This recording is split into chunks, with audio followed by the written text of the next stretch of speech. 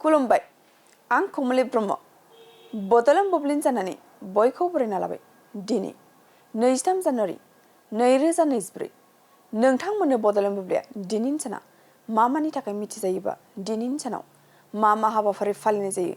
नोंथांमोननो फारि फारि बड'लेण्ड बुब्लिया फोरमायगोन दिनैनि सानखौ नेताजी सुभाष चन्द्र बस जयन्ती महरै फालिनाय जायो बोसोरफ्रोमबो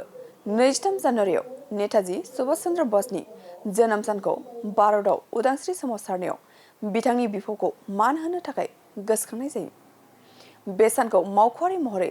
पराक्रम महरैबो मिथिजायो नेताजी सुभाष चन्द्र बसनि जोनोमा 23 जानुवारि 1897 मायथाइयाव ओडिशानि कटकआव जादोंमोन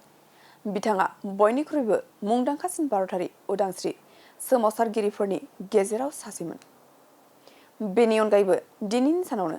नेशनेल किं डे आरो नेशनेल फाइट डे महरैबो फालिनाय जायो नोंथांमोननो बड'लेण्ड बुब्लिया दिनैनि सानाव मा हाबाफारिजों मिथिजायो आरो मा हाबाफारिखौ फालिनाय जायो फोरमायबाय गोजोन्थों मोनसे गोजोनथाव खौरां थुनलाइ मोजां मोनग्रा रायजो राजाफोरनि थाखाय मोनसे गोजोनथाव खौरां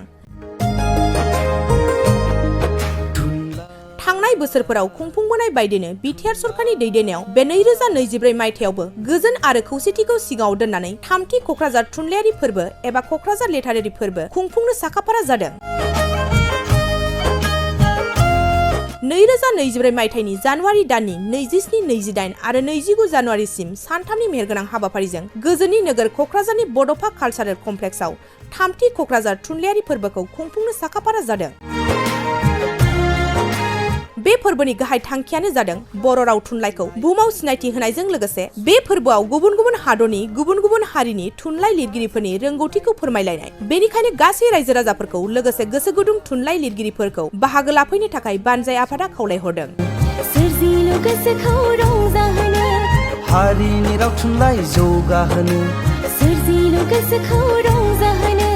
गायसननो हारि